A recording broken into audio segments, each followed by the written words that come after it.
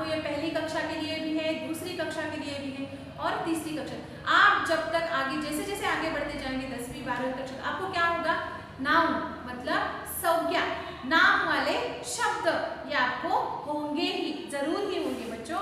तो नाम मतलब क्या बच्चों, तो हर एक व्यक्ति को क्या होता है, कोई ना कोई नाम होता है ना।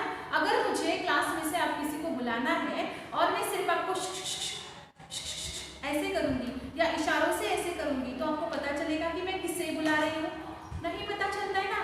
अगर हम माँ के साथ सब्जी मंडी जाए और वहां पर लाल लाल चीज है ना, वो मुझे चाहिए, ऐसा कहेंगे तो आपको, आपकी माँ को समझ में आएगा कि आप क्या मांग रहे हैं, नहीं समझ में आएगा। ढेर सारी चीजें होती है ना वहाँ पे, या मुझे टमाटर चाहिए, तो उस सब्जी वाले बेचने वाले को भी समझ में आता है कि आपको क्या चाहिए, और आपको भी समझ आता है ना कि क्या चाहिए।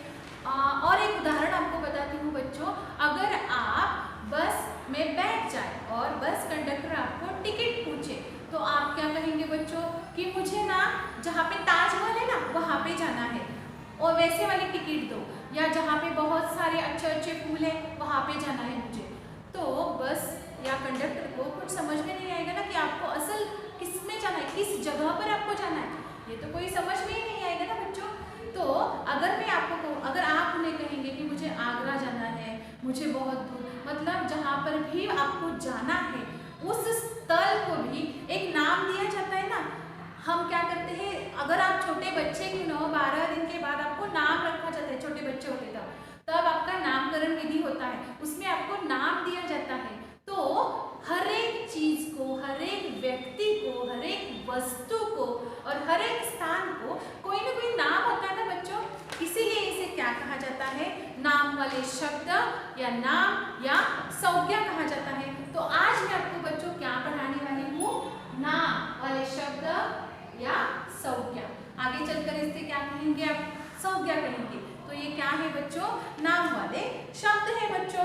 इसमें क्या क्या होता है, व्यक्तियों के नाम होते हैं। तो पहले यहाँ पे मैंने लिखा है, देखिए व्यक्तियों के नाम लिखे हैं यहाँ पे, आपको नजर ही आ रहा होगा इसमें क्या क्या होता है बच्चों, व्यक्तियों के नाम। हर एक बच्चे के नाम क्या होते हैं, अलग अलग होते हैं। यहाँ पे उदाहरण के लिए मैंने लिखा है राहुल, सीमा, सूरज, ये क्या है बच्चों, व्यक्तियों के नाम है ना। आपको दिए हुए बचपन में ही आपका जब नामकरण विधि होता है, आपको अपने माँ ने क्या, माँ बाबू जी ने, घर वालों ने क्या दिए होते नाम, मतलब कोई ना कोई नाम तो दिया ही जाता है ना। तो ये क्या है बच्चों, व्यक्तियों के नाम, मतलब यहाँ पे क्या होते हैं, आपके नाम होते हैं, अलग अलग होते हैं। दूसरा है, देखिए बच्चों, पशुओं के नाम होते हैं। जो पशु पंछी होते हैं ना उनके भी नाम होते हैं बच्चों, मतलब यहाँ पे दोनों आएंगे, पशु और पंछियों के नाम है यहाँ पे। तो देखिए बच्चों, इन्हें भी कोई ना कोई नाम होता है ना, जैसे कि, और देखिए पशु पंछियों के नाम इसमें देखिए, शेर भी आएगा, बिल्ली भी आएगी, मतलब पशु पंछियों को भी नाम होते हैं ना। जो क्या करता है, जोर से दहाड़ता है ना, वो आ रहा है, तो जोर से दहाड़ता है वो आ रहा है। इसके बाद तो हमें समझ में नहीं आएगा ना। अगर कहा जाए शेर आ रहा है आगे से, तो हम भागते हुए दौड़ जाएंगे ना। तो हर एक पशु पंछियों को कोई ना कोई नाम होता है ना। और मीठू मीठू कौन बोलता है, तोता बोलता है ना, तो उसे भी तोता यह नाम दिया गया है ना। कबूतर, काव काव कौन कहता है, कौवा, इसे भी क्या किया गया है, एक नाम दिया गया है बच्चों। तो पशु पंछियों के नाम होते हैं, अलग अलग नाम होते हैं, उन्हें भी कोई ना कोई नाम बच्चों दिया जाता है। इसे क्या कहा जाता है, संज्ञा कहा जाता है, यह नाम वाले शब्द कहा जाता है। इसके बाद हमारा तीसरा है बच्चों, वस्तुओं के नाम, मतलब घर पर जो वस्तुएं होती है ना उन्हें भी बच्चों कोई ना कोई नाम होता है ना। अगर हमारी माँ रसोई घर में कुछ काम कर रही है और माँ को कुछ चाहिए होता है, तो माँ उस वस्तु का नाम बताती है, तभी हम जाते हैं और लेकर आते हैं ना। या माँ ऐसे कहती है, टेबल पर जो कुछ भी रखा है वो लेकर आओ, तो तुम पूरा का पूरा टेबल उठा के लेके जाओगे। आखिरकार मैं आपको बता रही हूँ, इस टेबल को भी टेबल यह नाम दिया गया है ना, कुछ ना कुछ उस चीज को नाम दिया जाता है बच्चों। या कोई भी बर्तन चाहिए हो या कुछ भी बाहर की चीज अगर माँ को चाहिए हो, तो उसे प्रॉपर नाम दिया जाता है बच्चों। उसी नाम से उसे संबोधा जाता है या पुकारा जाता है, तभी हमें समझ में आता है ना, मेरे पास यह किताब है। तो मैं कहते समय क्या बोलूँगी, मेरे पास ये है। तो ये है के बाद किसी को भी मेरे पास देखना होगा तभी समझ में आएगा ये है मतलब किताब है। तो ऐसे इस किताब को कोई ना कोई नाम दिया गया है। इसे क्या नाम दिया है? वस्तु है ये। इस वस्तु को क्या नाम दिया गया है? तो किताब। इसके बाद पेन हो, पेंसिल हो, कुछ भी हो, इसे क्या कहते हैं? पेंसिल कहते हैं। ये इसे दिया हुआ नाम है बच्चों। तो इसे क्या कहते हैं बच्चों? संज्ञा कहते हैं या नाम, ऐसा कहते हैं। इंग्लिश में इसे कहते हैं नाम। तो उसी प्रकार बच्चों यहाँ पे मैंने वस्तुएं लिखी है, किताब हो, पेन, पेंसिल, बॉल। किसी भी गेम अगर आपको खेल खेलना है तो आप क्या कहेंगे? गोल मटोल चीज से मुझे खेलना है, गोल मटोल चीज से मुझे खेलना है। तो आपको खेलना होता है बॉल से। अगर आप जब तक बॉल नहीं कहेंगे तब तक किसी के समझ में नहीं आएगा कि आपको क्या चाहिए या कौन सी चीज चाहिए बच्चों। तो ये होते हैं वस्तुओं के नाम। और इसके बाद है बच्चों हमारा स्थानों के नाम। जैसे मैंने पहले ही आपको बताया, रिजर्वेशन करने के लिए अगर आपको रेल स्टेशन पर जाना हो तो पहले आपको उस स्थान का नाम बताना पड़ता है ना, कि हाँ इस यहाँ तक जाना है, मुझे बम्बई जाना है, वहाँ का मुझे रिजर्वेशन करना है। तो बुकिंग करते समय आपको उस स्थल का नाम बताना होता है। वैसे ही मैंने बस कंडक्टर का भी आपको बताया, जिस स्थल पर आपको जाना है, जिस स्थान पर आपको जाना है, वो स्थान का नाम बताना बहुत ही जरूरी होता है। फॉर एग्जाम्पल के लिए मुझे आगरा जाना है, मुझे सांगली जाना है, मुझे कलकत्ता जाना है, जहाँ कहीं पर भी आपको जाना है तो उस स्थल का आपको नाम बताना होता है। मुझे मामा के गांव जाना है, अगर आप ऐसा बस कंडक्टर को कहेंगे तो थोड़ी ही बस कंडक्टर को मालूम है आपके मामा का गांव कौन सा है, नहीं मालूम है ना। तो उन्हें प्रॉपर नाम बताना पड़ता है कि आपको कहाँ जाना है, तभी वो टिकट देते हैं ना। नहीं तो कहते हैं उतर जाओ भैया, आपको तो कुछ ही मालूम नहीं है, आप तो पागल ही दिखाई देते। इसीलिए क्या करना होता है, हर एक स्थल को कोई ना कोई नाम दिया जाता है, हर एक स्थान को कोई ना कोई नाम होता है बच्चों। तो इसे क्या कहते हैं बच्चों? नाम कहते हैं। आपको समझ में ही आया होगा। इसमें खुद पहले क्या होता है? व्यक्ति का नाम होता है। इसके बाद जो जो चीजें होती है, ये जो वस्तुएं होती है, इन्हें नाम दिया जाता है। तीसरा होता है पशु पंछियों को भी नाम दिया जाता है, उनके भी नाम होते हैं। इसके बाद होते हैं स्थल या स्थान, इन्हें भी कोई ना कोई नाम दिया जाता है। इन सब को मिला के क्या बनता है? नाम बनता है या नाम वाले शब्द बनते हैं बच्चों। अगर आपको एग्जाम्पल उदाहरण के लिए बताती हूँ मैं, अगर आपको 4 शब्द दिए जाए या कोई भी ऐसे 4 शब्द या कुछ भी, पढ़ना, लिखना और गीता, इसमें से आपको क्या ढूंढना है? नाम वाला शब्द ढूंढना है या आपको नाम ढूंढना है। तो पढ़ना ये नाम है, लिखना नाम है, गीता ये प्रॉपर व्यक्ति का नाम है ना, तो ये क्या है? नाम वाले शब्द है। इसी प्रकार मैं, खाली और शहर, ये अगर आ जाए तो इसमें से आप क्या करेंगे? मैं मतलब खुद, नाम है इसमें नहीं।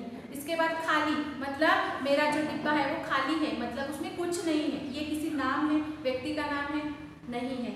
अगर डिब्बा उसमें आ जाता तो डिब्बा वस्तु का नाम है। और शहर, शहर मतलब मैं शहर जा रहा हूँ, तो गांव से मैं शहर जा रहा हूँ। शहर ये क्या है? एक वस्तु, एक स्थान को नाम दिया गया है ना, तो आप शहर को बोला लगाएंगे। इतना आसान है देखिए। तो इसे क्या कहा जाता है बच्चों? नाम वाले शब्द। आपको समझ में ही आया होगा बच्चों। तो आपको क्या करना है, ये जो कुछ भी यहाँ पे मैंने लिखा गया है, ये आपने अपने नोटबुक में अच्छे हस्ताक्षर में बच्चों लिखिए। तभी आपको एक बार अगर ये नाम आपके समझ में आ जाए, आपको कभी भी पूछा जाए, अगर आप सोए हुए हो, सोने के उठने के बाद आपको पूछा जाए कि नाम क्या है, तो आप खड़बड़ा कर बताएंगे कि नाम इसे कहते हैं टीचर। धन्यवाद बच्चों।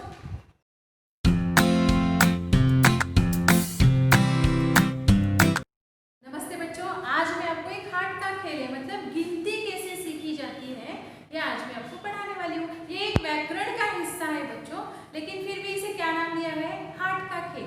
तो गिनती है, इसीलिए क्या कहा गया है? हाथ का खेल बच्चों। तो हम अंग्रेजी में एक लिखते हैं या 1 लिखते हैं, और इसके आगे इसका स्पेलिंग ओ यानी 1 लिखते हैं। 2 लिखते हैं, इसके आगे इसका हम स्पेलिंग लिखते हैं TWO 2। तो बच्चों यहाँ पर मैंने कुछ चित्र दिखाए हैं। देखिए यहाँ पे 1 लिखा गया है, 1 से 10 तक हमें गिनती आज सीखनी है बच्चों। तो एक लिखते समय एड़ी का और क, तो मेरा शब्द कौन सा बन गया? एक। मुझे यहाँ पे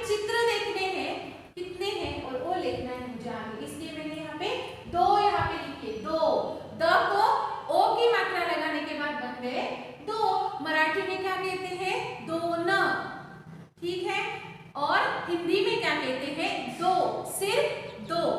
एक, दो, इसके बाद है तीन। यहाँ पे मैंने तीन पेंसिल निकाली है, गिनती कीजिए, एक, दो और तीन।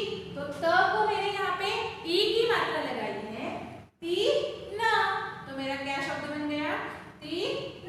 इसके बाद चार, एक, दो, तीन और चार। आसान है ना? च को आ की मात्रा लगाने के बाद चार। अब यहाँ पे पांच, एक, दो, तीन, चार और पांच। अब पांच लिखते समय हम मराठी का पांच कैसे लिखते हैं? पांच। कैसे कहते हैं हम मराठी में? पांच।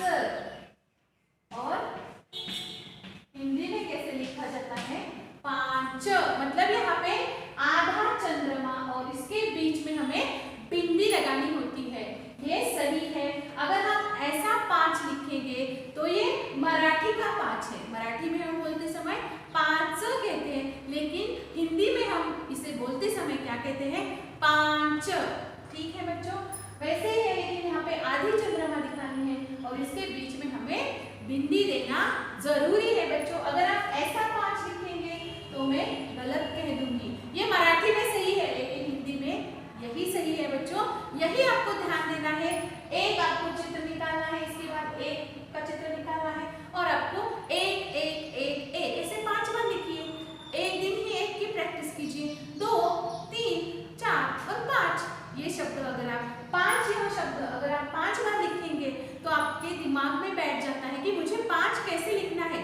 मुझे ऐसे वाला पांच मराठी में लिखना है और ऐसे वाला पांच मुझे हिंदी में लिखना है बच्चों। ठीक है, अब यहाँ पे आगे देखिए, छह। एक, दो, तीन, चार, पांच और छह। तो यहाँ पे छह और मराठी में कहा जाता है सहा। तो छह, छ छाते का और ह, तो मेरा शब्द बन गया छह। याद रखिए बच्चों, और ये गिनती बार बार पढ़िए। हिंदी की गिनती जो है बार बार पढ़िए, आपको ध्यान में आ जाएंगे और आप समझ भी जाएंगे। इसके बाद है बच्चों सात। एक, दो, तीन, चार, पांच, छह और सात। स को आ की मात्रा लगाई गई है, सात। अब यहाँ पे देखिए आठ। एक, दो, तीन, चार, पांच, छह, सात और आठ। आठ, आ की मात्रा और ठ ठुट्टी वाला। यहाँ पे नौ, नौ।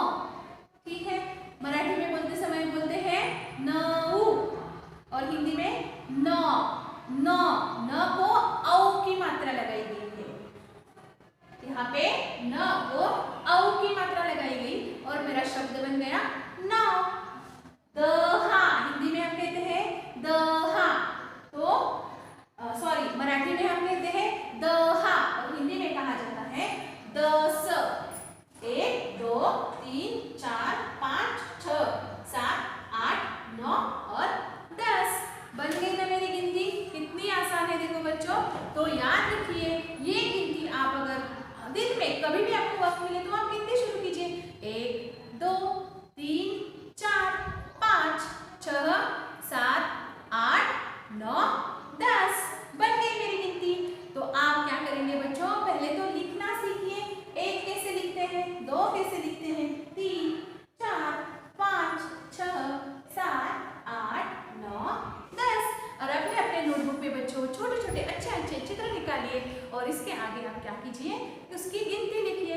अगर आपको चित्र देखकर आगे गिनती लिखनी है तो आप कैसे लिखेंगे? सोचिए, आपको अगर तीन चित्र दिए गए, तीन आपको पतंग दिखाई दिए, तो आप आगे लिखेंगे तीन, त को ई की मात्रा और तीन। इसलिए बच्चों आपको गिनती भी आना जरूरी है। यही हमारा एक व्याकरण का भाग है। इसे हम खेल खेल में आज हमने ये सीखा है बच्चों। आपको भी अपने